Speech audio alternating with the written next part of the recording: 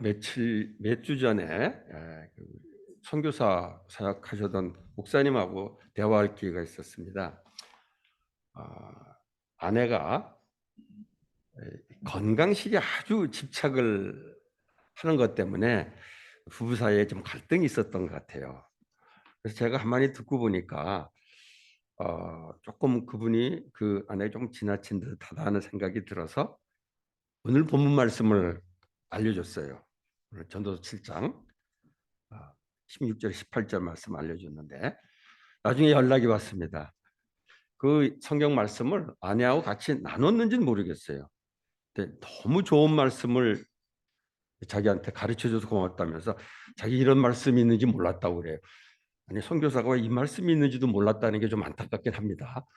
그러면서 이런 말씀 좀 더 소개해달라고 그러더라고요. 그래서 제가 잠언 25장 16절, 17절, 27절 마침 큐티 했던 말씀이라서 나눠줬습니다. 거기 뭐라고 됐냐면 꿀이 몸에 좋지만 과도하게 먹으면 안 좋다. 이런 말씀이 있고 이웃집에 가는 것이 좋지만 너무 자주 가는 것은 별로 안 좋다. 이런 말들도 있었어요. 자신의 영예를 지나치게 찾는 것도 좋지 않다. 이런 말씀도 있었어요.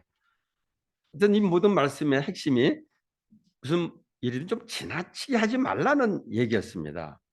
근데 제가 그분하고 얘기하면서 저는 정말 자주 소개하는 말씀이고 자주 인용하는 말씀인데 선교사인 이분이 이 말씀을 몰랐다는 얘기를 듣고 조금 충격이 됐어요. 어떻게 이 말씀을 모를 수가 있을까?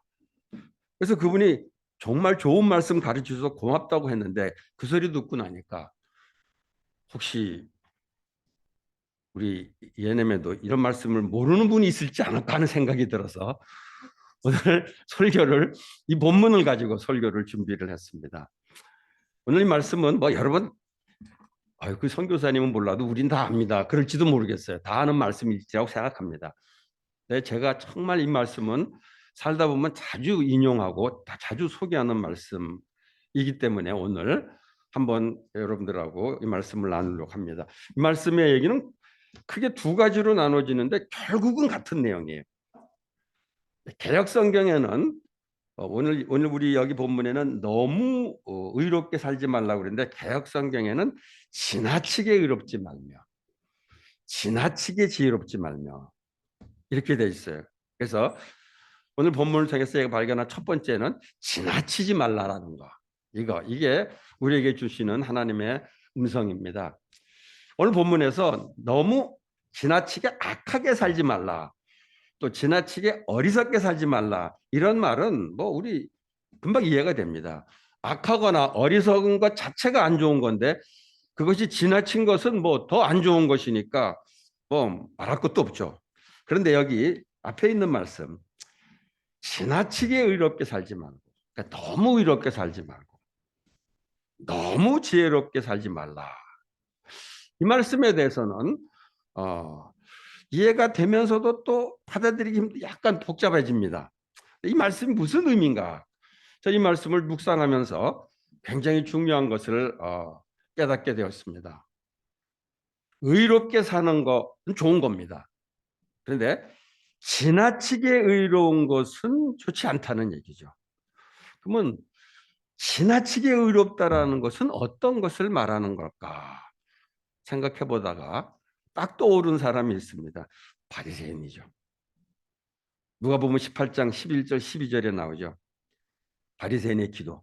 하나님 감사합니다. 나는 남의 것을 빼앗는 자나 불의한 자나 간음하는 자와 같은 다른 사람들과 같지 않으며 더구나 이 세리와는 같지 않습니다. 나는 일에 2번씩 금식하고 내 모든 것 소득의 11조를 바칩니다. 바리새인의 모습 보면은 정말 그는 의롭게 살았습니다. 율법을 지키고 죄를 짓지 않으려고 애를 썼습니다. 좋은 일이죠. 그건 잘못된 거 하나도 아닙니다. 그런데 그것이 자기의 의가 돼버렸어요. 그리고 자기의 의를 가지고 그렇지 않은 사람을 정죄했습니다. 그게 바로 그는 의롭게 산 것 같지만 사실은 지나치게 의롭게 산 거라고 볼 수 있습니다. 그러니까 지나치게 의롭게 산다라는 것은 바로 이거죠. 바르게 살고 경건하게 살고 하는 건 좋은 일입니다. 그런데 자신이 그렇게 사는 것 때문에 자기가 의롭다는 생각을 하게 되면서 다른 사람이 그렇지 못한 것을 볼 때 정죄하게 되는 것. 그게 바로 지나치게 의롭 삶의 모습이 아닌가 생각합니다. 의롭게 사는 거, 의롭게 살수록 좋은 거예요. 근데 지나치다라는 건 결국 그게 자기의가 지나쳐서 그걸 가지고 다른 사람을 정죄하고 비판하게 되는 바로 그것이 아닌가 생각합니다. 이 말씀을 하면서 저는 보통 사람들은 이거 걱정 안 해도 됩니다. 의롭게 사세요. 예. 보통 사람은 걱정 안 해도 돼요. 근데 나름대로 좀 열정을 가지고 살려는 사람들, 그리고 주님께 헌신했다는 사람들이 오히려 이렇게 되기가 더 쉬운 것이죠. 종종 사역을 같이 하면서 그런 주변에 그런 분들 보게 됩니다. 정말 헌신적이에요. 정말 열정을 가지고 일합니다. 그런데 같이 일하다 보면 뭔가 조금 힘들 때가 있어요. 제가 가만 보니까 뭐냐면 너무 자기가 의로워요. 그러다 보니까 매사에 그렇지 못한 사람들에 대해서 비판을 하고 정죄하는 것을 보게 됩니다. 저게 지나치게 의로운 모습이구나라는 생각을 하면서 저 자신에게도 비춰보면 저도 이런 모습을 보일 때가 종종 있던 걸 보게 됩니다. 그래서 혹시 우리 중에 혹시라도 자신이 의롭고 경건하게 사는데 주변 사람들이 그렇지 못해서 비판적이 되는 사람이 있다면은 아마도 지나치게 의롭게 지금 살고 있는 것이 아닌가 모르겠어요. 자신이 그런지를 한번 돌아볼 수 있었으면 좋겠습니다. 그다음에 여기 또 지혜롭게 사는 거. 지혜롭게 사는 거는 좋은 일입니다. 잠언에서는 계속해서 지혜롭게 행하라는 말씀을 많이 합니다. 그런데 오늘 본문에서 또 말씀하는 건 뭐냐면 지나치게 지혜로운 것은 좋지 않다는 거죠. 지나치게 지혜로운 것은 어떤 걸 말하는 건가? 지혜로운 건 좋은데 지나치게 지혜로운 것은 어떤 것을 말하는가? 딱 떠오르는 사람이 지혜하면 떠오르는 사람이 있죠. 솔로몬입니다. 솔로몬 정말 지혜로운 사람이었죠. 성경에 나오는 그 유명한 스토리 있죠. 두 여인의 갈등을 해결해 주는 거. 정말 지혜로웠습니다. 그리고 그 지혜를 솔로몬이 나라를 통치하는데도 그 지혜를 사용해서 아주 지혜롭게 통치를 잘했습니다. 그래서 나라가 부강하게 되면서 계속해서 지혜롭게 다스리긴 했는데 이제 지나치게 지혜롭기 시작을 했습니다. 특별히 저는 솔로몬의 그 생애를 보면서 외교 전략을 세우는데 정말 지혜로웠던 것 같아요. 그 지혜로운 외교 전략이 결국 뭐냐면은 이방 나라 여자들을 아내로 삼는 것이 아니었나 생각합니다. 정말 그 당시 그 지혜로운 전략이었다고 생각합니다. 근데 그거를 계속하다가 결국 그 여자들 때문에 그들의 섬기는 우상을 섬기게 되는 것이죠. 결국 신앙의 순수성을 솔로몬이 잃어버리게 됩니다. 왜? 지혜로웠기 때문에? 아니, 지나치게 지혜롭기 때문이야. 저는 이 말씀 묵상하면서 예수님이 제자들에게 하셨던 말씀 기억합니다. 뱀같이 지혜롭고 비둘기같이 순결하라.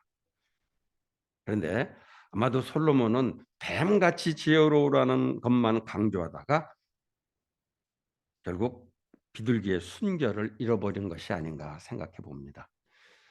우리가 세상에 살면서 정말 하나님이 준 지혜로 살아야 됩니다. 특별히 이 세상에서 믿음으로 살면서 세상을 이기기 위해서는 지혜로워야 됩니다. 근데 그렇게 지혜롭게 살다가 자기도 모르는 사이에 세상과 타협하게 될 수가 있어요.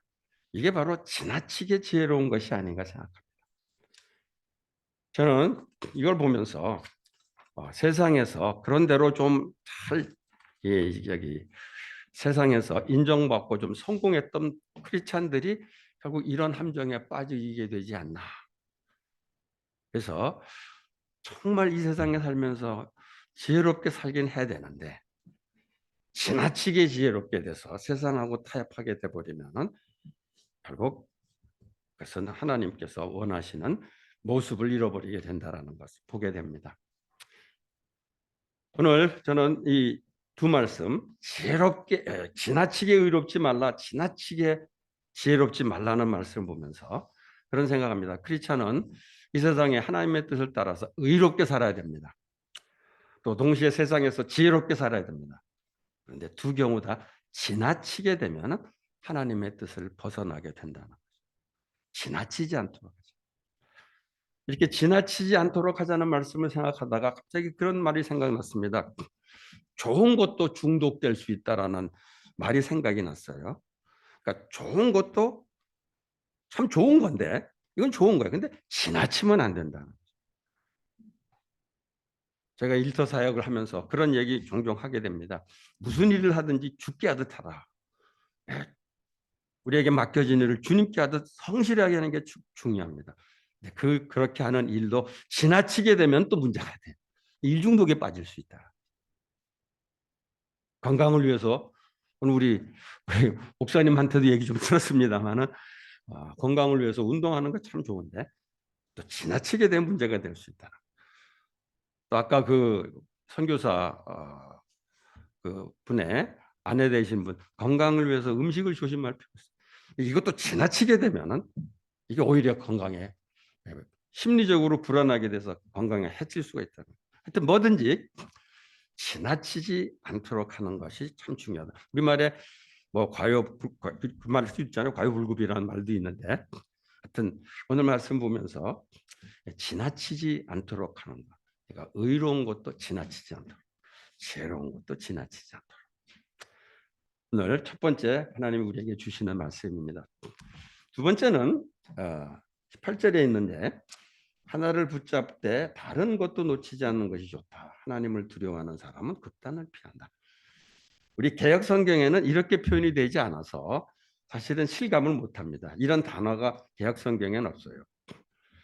개역 성경에는 조금 애매하게 표현이 되는데 제가 이 세 번역을 보면서 정말 실감을 했습니다. 영어 성경으로는 이렇게 됐어요. 하나님을 경외하는 사람은 avoid all extremes. 영어 아주 정확하게 됐어요. 모든 극단을 하나님을 경외하는 사람은 모든 극단을 피한다. 아주 구체적으로 표현이 됐습니다. 그래서 오늘 제가 제목을 이렇게 붙였는데 극단을 피하는 신앙이다. 말은 지나치지 말라는 말하고 비슷한 말이긴 한데 참 우리 삶에 굉장히 필요한 중요한 교훈이라고 생각합니다. 사실 지금까지 우리가 하나님을 경외하는 사람은 의로워야 된다고 그리고 악을 피해야 된다고 배웠습니다. 맞는 말입니다. 근데 오늘 말씀에서는 하나님을 경외하는 사람은 극단적이 되는 것을 피하라는 거죠. 의로워야 되고 악을 피해야 된다는 게 맞는 말인데 오히려 그런 표현을 하지 않고 극단적이 되는 것을 피하라고 했다는 거죠. 그러니까 상황에 따라서는 의로워지고 악을 피하는 것이 중요하지만 상황에 따라서는 극단을 피하는 것이 더 중요할 수가 있다는 것을 가르쳐 줍니다. 극단을 피하기 위해서는 오늘 여기 있던 대로 어느 한쪽만 강조하지 않고 다른 쪽을 고려하는 거예요. 그런 여유를 갖는 거죠.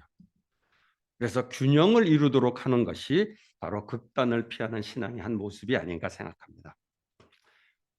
예를 들어서 우리가 신앙에 있어서 어느 한 면을 강조하게 되기 쉬운 부분들이 있습니다.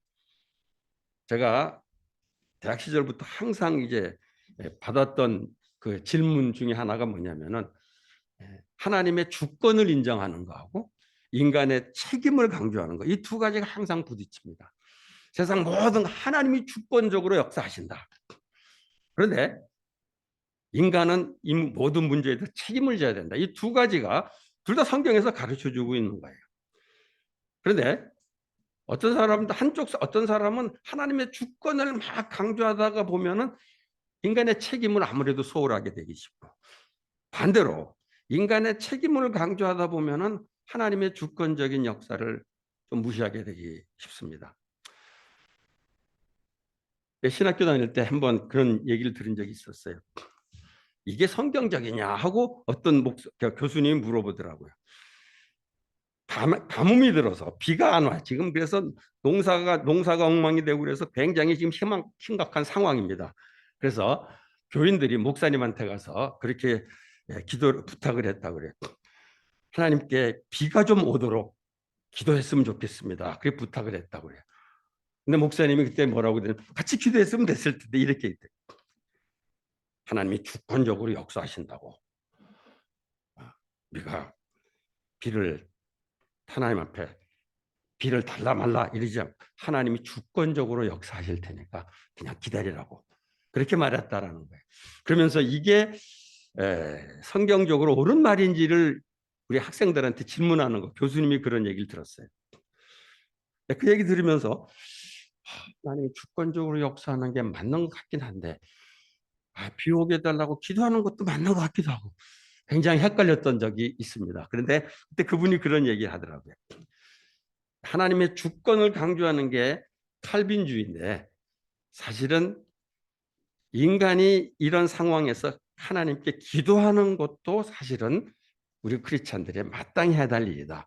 그러면서 이렇게 강조했던 거를 이거를 칼빈주의가 아니라 하이퍼 칼빈주의다. 이렇게 비판을 하시더라고요.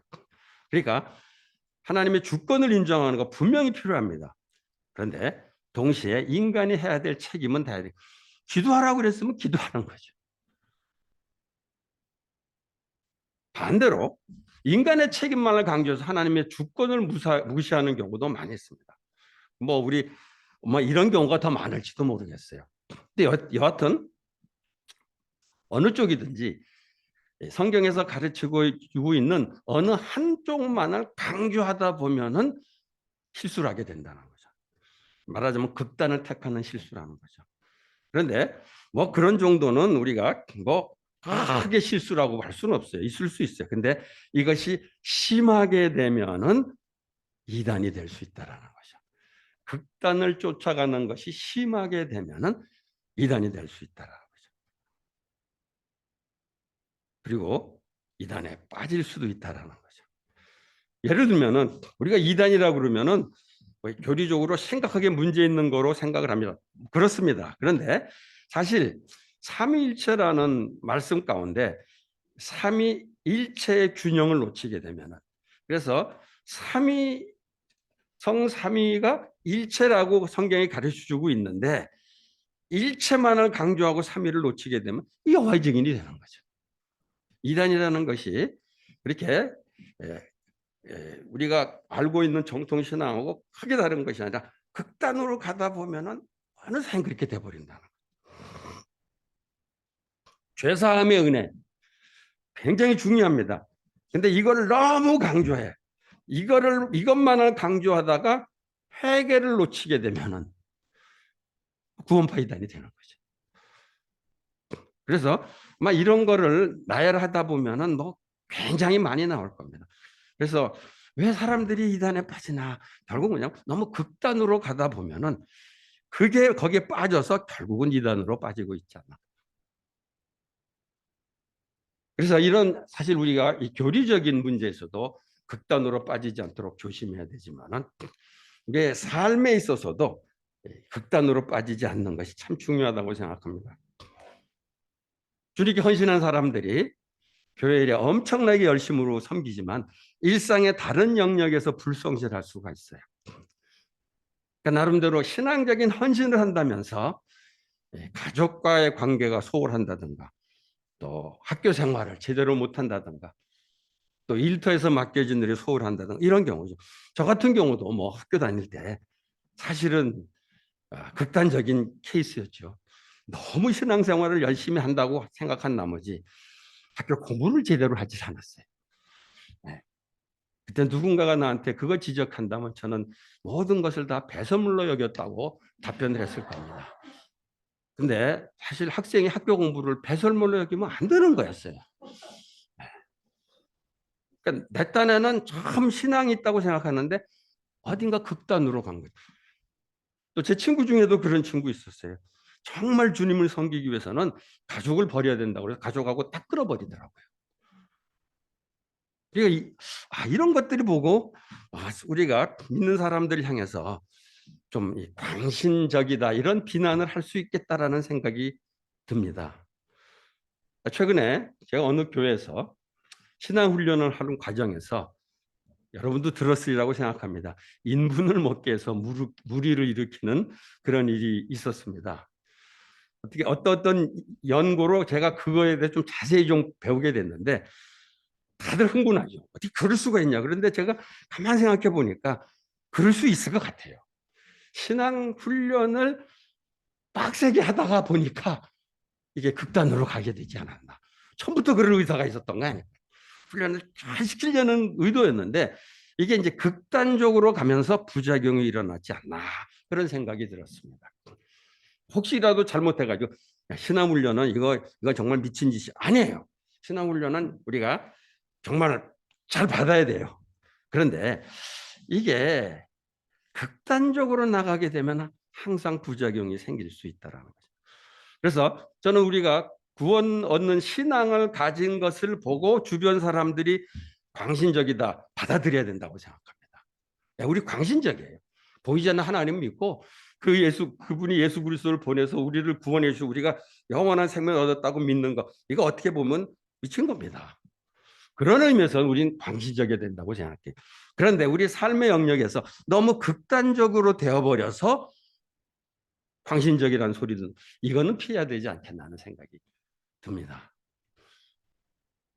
그래서 신앙 교리적인 면에서도 그렇지만 우리 신앙의 삶에 있어서도 그렇고 지나친 것은 극단적으로 나가는 것은 피하는 것이 바람직하지 않을까 생각을 합니다.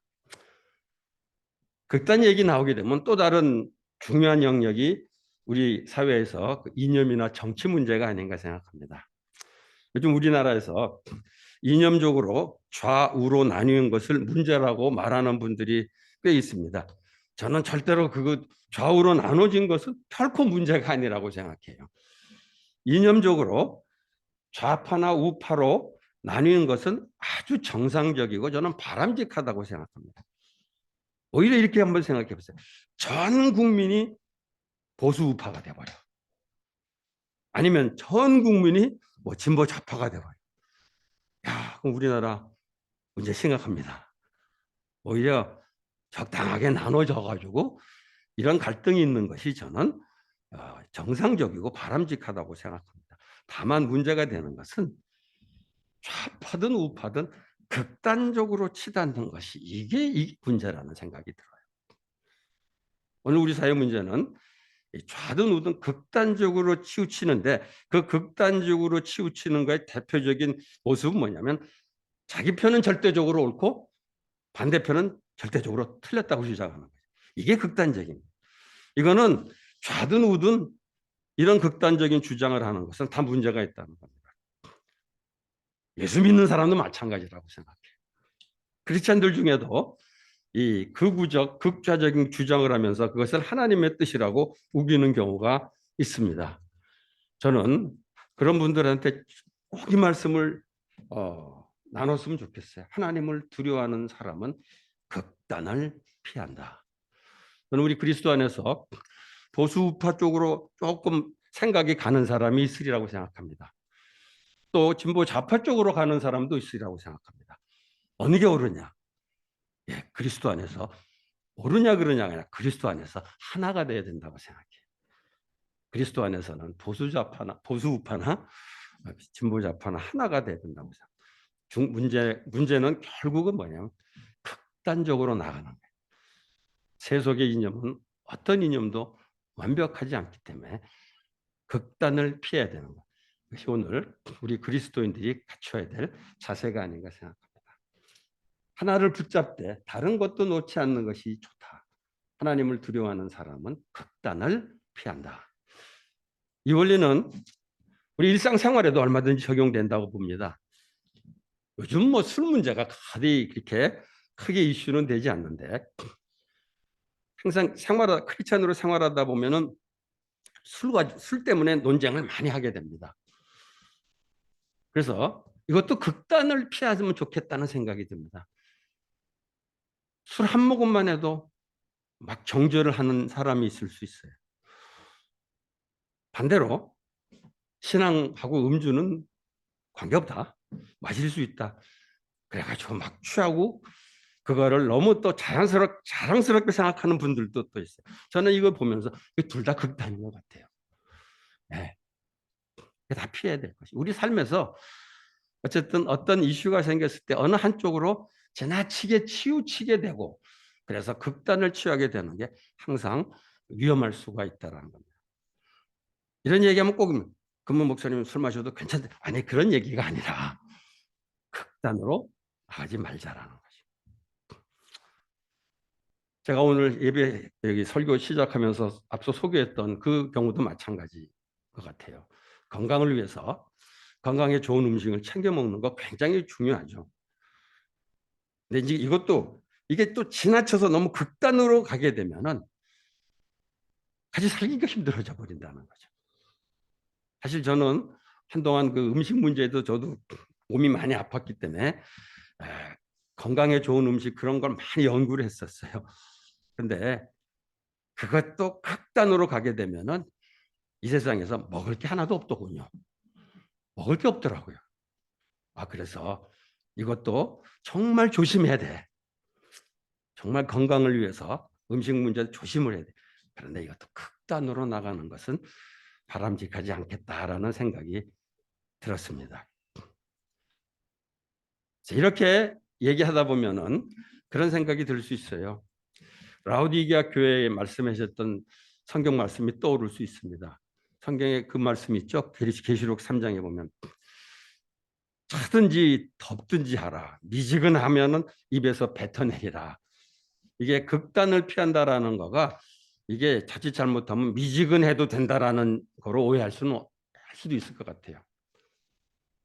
극단을 피하라는 것은 무슨 일을 할 때 그냥 대충 해도 된다는 말을 하는 것은 결코 아닙니다. 우리에게 맡겨진 일 성실하게 해야 되고 어떤 경우 철저하게 할 때는 철저할 필요도 있습니다. 조심해야 될 부분은 조심해야 됩니다. 그러나 그것에 너무 집착해서 다른 것들이 보이지 않게 된다면 그것은 조심해야 될 부분이 아닌가 생각합니다. 내가 중요하다고 생각되는 것에 빠져서 나와 다른 사람들을 무시하게 되거나 또 내가 중요하다는 생각에 빠져서 가까운 사람들하고 그것 때문에 심한 갈등이 생긴다면 그때는 절제할 필요가 있다는 겁니다. 극단을 피하라는 말은 바로 이런 것을 의미하는 것이 아닌가 생각합니다.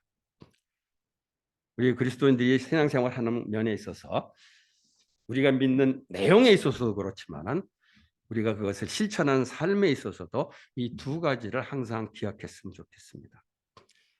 내가 잘한다고 생각하지만 혹시 내가 지나치기지는 않는가?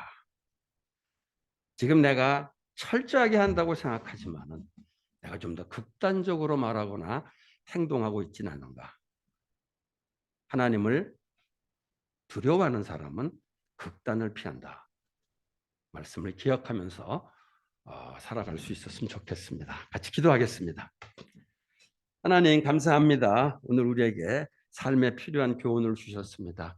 우리도 살다 보면은 어느 한쪽으로 치우치될 때가 많고 또 내가 의롭게 산다고 다른 사람들을 정죄하게 될 때도 많이 있습니다. 하나님 또 이 세상에서 잘 살아나가기 위해서 지혜롭게 살다가 결국 신앙의 순결을 잃을 때도 있습니다. 하나님 오늘 말씀을 통해서 우리에게 바람직한 그 길을 보여주셨습니다.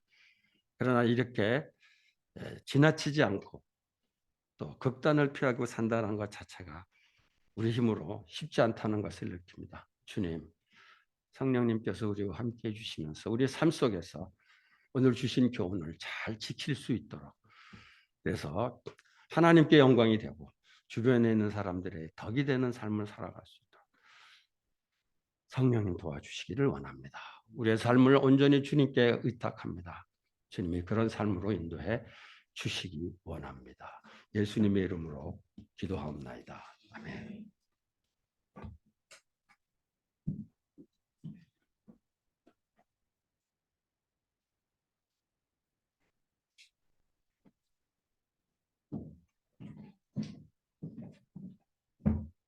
네, 반갑습니다. 우리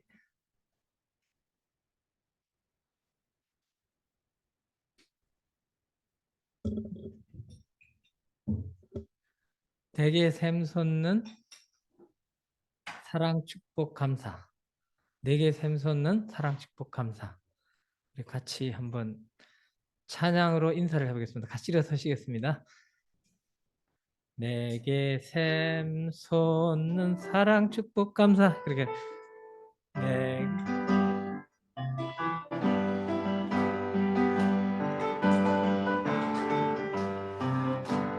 내게 샘솟는 사랑 축복 감사. 샘솟는 사랑 축복 감사. 내게 샘솟는 사랑 축복 감사 넘치네. 가사가 좀 길죠? 사랑합니다. 축복합니다. 감사합니다. 인사하겠습니다.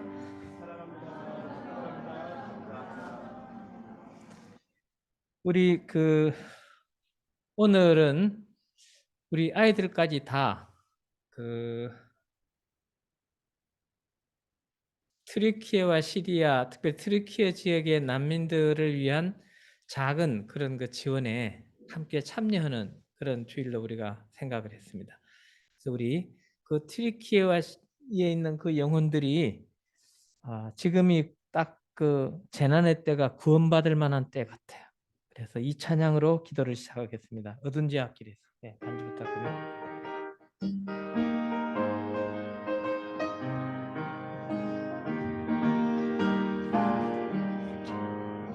어두운 죄악길에서 목자 없는 양같이 모든 사람 길 찾아 헤맨다. 자비하신 하나님 독생자를 부르사 너를 지금 부르니 나오라. 이때라 이때라 주의 긍휼 받을 때가 이때라. 지금 주께 나와 겸손하게 아뢰라. 구원함을 얻으리. 2월 17일 현재 사망자가 최소 45,486명으로 집계가 되었습니다. 거기에 상처를 입은 부상자가 11만 4,926명, 난민이 249만 명, 피해를 입은 직간접 피해를 입은 사람이 2,440만 명이라고 합니다. 건물이 최소 6,589동이 무너졌고 아파트가 26만 4천 채가 무너졌다고 합니다.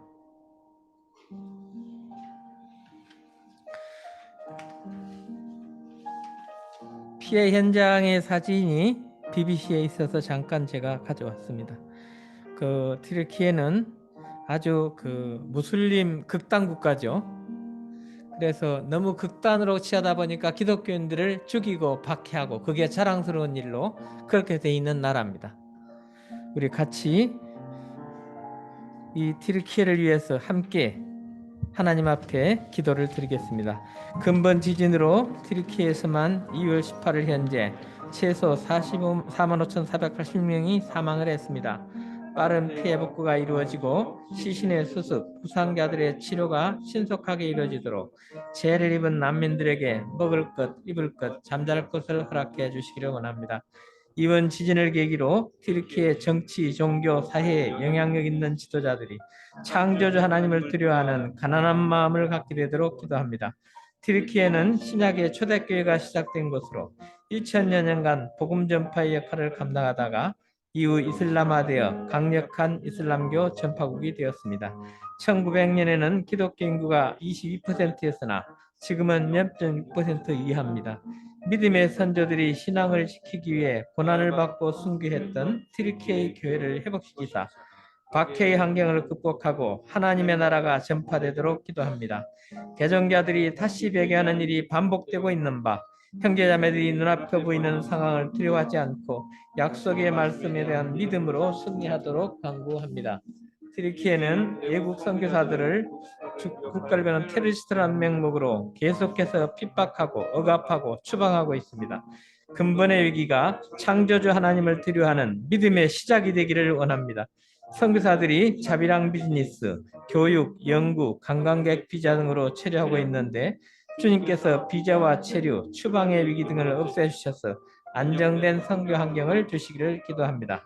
118개 종합대학과 1,000여 개 단과대학들 내에 1,900만 명의 대학생들과 청년들을 위한 사역을 위해 기도합니다. 세속주의 교육을 받으며 자란 튀르키예 청년들이 이슬람에 대한 거짓을 알게 하시고 복음의 진리를 깨닫는 착하고 좋은 마음밭으로 만들어 주시기를 기도합니다. 튀르키예 국가 내 400만 명의 시리아, 아프가니스탄 난민들을 보호해 주시고 구제의 손길을 보내주셔서 영혼들을 온전한 구원의 길로 인도해 주시기를 기도합니다. 우리를 구원하신 예수 그리스도의 존귀한 이름으로 기도드립니다. 세월 빨리 흐르고 세상 친구 가는데 너는 오늘 밤 떠나도 주의 구원 받으면 천국에서 영원히 주와 함께 살리라 살리라. 이때라 주의 긍휼 받을 때가 이때라. 지금 주께 나와 겸손하게 아뢰라. 구원함을 얻으리. 튀르키예 국민들에게 주님의 구원의 은혜가 임하기를 기도합니다. 같이 기도하겠습니다. 여호와는 내게 복을 주시고 너를 지키시기를 원하며 여호와는 그 얼굴로 내게 비추사 은혜 베푸시기를 원하며 여호와는 그 얼굴을 내게 향하여서 평강 주시기를 원하노라 할지니라 하라. 오늘 예배에 함께한 사랑하는 우리 연행 공동체 가족들, 가정과 자녀들의 머리 위에 백마 중앙교회와 승리교회와 전 세계 모든 국가 내 ENM의 각 지체들과 아마존과 동아시아 지체들과 지진으로 피해를 입은 튀르키예 시리아의 그 난민촌 현장과 또 우리와 교제 가운데 있는 국내 교회 모든 이들의 사역과 가정 위에 주 예수 그리스도의 은혜와 하나님의 사랑과 성령의 교통하심이 영원히 함께 하시기를 간절히 축원드립니다. 아멘. 우리 졸업생들 축하 꽃다발 전달을 좀 하고요. 그리고 이제 찬양과 주기도문을 마치도록 그렇게 하겠습니다. 우리 졸업생들 준비된 선물 있죠?